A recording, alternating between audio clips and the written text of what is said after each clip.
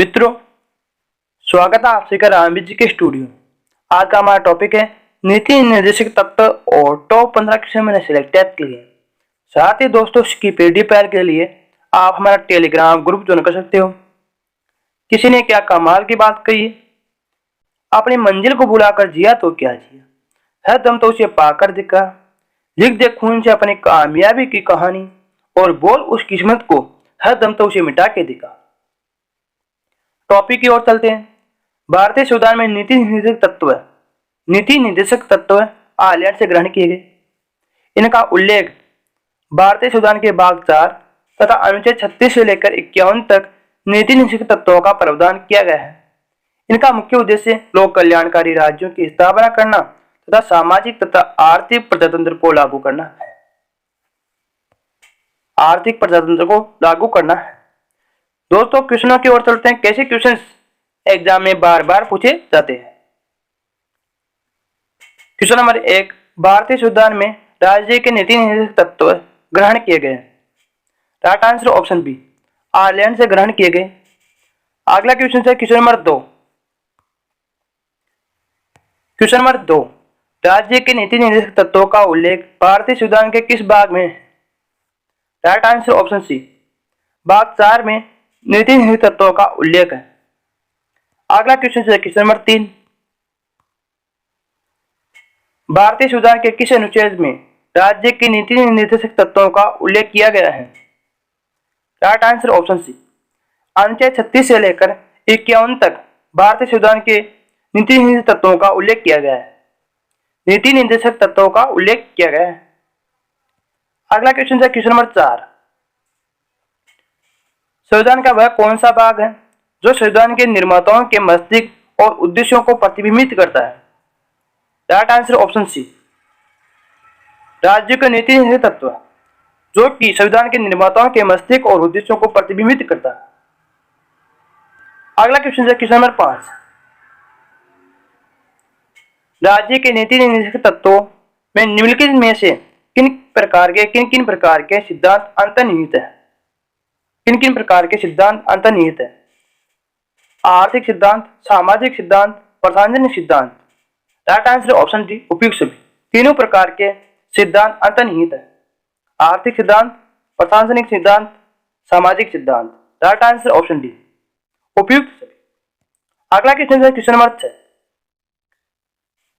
संविधान में राज्य के नीति निर्देशक सिद्धांतों को शामिल करने के पीछे मुख्य उद्देश्य क्या है। नीति निर्देशक तत्वों को शामिल करने के पीछे मुख्य उद्देश्य क्या था। राइट आंसर ऑप्शन ए, कल्याणकारी राज्यों की स्थापना करना। कल्याणकारी राज्यों की स्थापना करना मुख्य उद्देश्य था। अगला क्वेश्चन है क्वेश्चन नंबर 7। क्वेश्चन नंबर 7, संविधान में राज्य की नीति निर्देशक तत्वों को शामिल करने के पीछे उद्देश्य क्या था। नीति निर्देशक तत्वों को शामिल करने के पीछे उद्देश्य क्या था। राइट आंसर ऑप्शन सी, सामाजिक तथा आर्थिक लोकतंत्र की स्थापना करना। सामाजिक तथा आर्थिक लोकतंत्र की स्थापना करना। अगला क्वेश्चन है क्वेश्चन नंबर 8, निम्नलिखित में से किसने नीति निर्देशक तत्वों नीति निर्देशक सिद्धांतों को बैंक की सुविधा अनुसार दे उत्तर देना की चेक कहा है। नीति निर्देशक तत्वों को बैंक की सुविधा अनुसार दे उत्तर देना की चेक कहा है।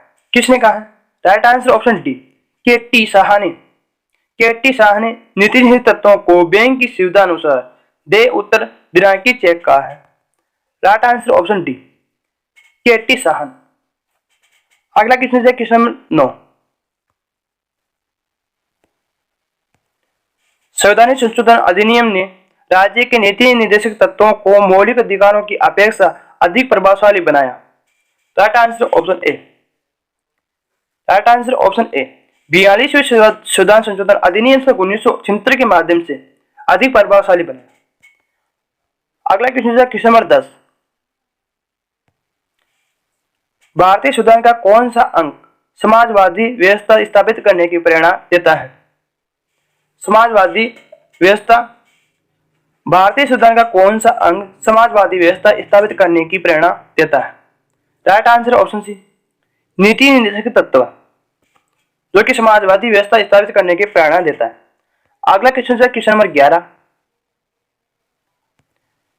संविधान में कल्याणकारी राज्य का आदेश दिया जाता है। राइट आंसर ऑप्शन ए 42वें संविधान संशोधन के द्वारा। राइट आंसर ऑप्शन ए 42वें संविधान संशोधन सन 1973 के माध्यम से। अगला क्वेश्चन है question number 12।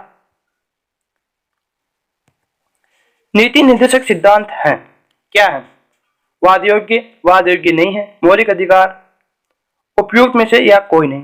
Right answer option B वाद योग्य नहीं है। राइट आंसर ऑप्शन बी वाद योग्य नहीं है। अगला क्वेश्चन है क्वेश्चन नंबर 13। नीति निर्देशक तत्वों का क्रियान्वयन निम्नलिखित में से किस पर निर्भर करता है? राइट आंसर ऑप्शन डी सरकार के पास उपलब्ध संसाधनों पर निर्भर करता है। राइट आंसर ऑप्शन डी सरकार के पास उपलब्ध संसाधनों पर निर्भर करता है। अगला क्वेश्चन है क्वेश्चन नंबर 14। मूल अधिकार और राज्य के नीति निर्देशक तत्वों में क्या अंतर है? मूल अधिकार तथा नीति निर्देशक तत्वों में क्या अंतर है? Right answer option C. Right answer option C मूल अधिकार वाद योग्य है, जबकि राज्य के नीति निर्देशक तत्व वाद योग्य नहीं है। राइट आंसर ऑप्शन सी मूल अधिकार वाद योग्य है, जबकि राज्य के नीति निर्देशक तत्व वाद योग्य नहीं है। अगला क्वेश्चन है क्वेश्चन नंबर 15। मौलिक अधिकार एवं राज्य के नीति निर्देशक तत्व के विषय में कौन सा कथन सही है? राइट आंसर ऑप्शन ए वे एक दूसरे के पूरक होते हैं। राइट आंसर ऑप्शन ए वे एक दूसरे के पूरक होते हैं। जय हिंद, जय भारत।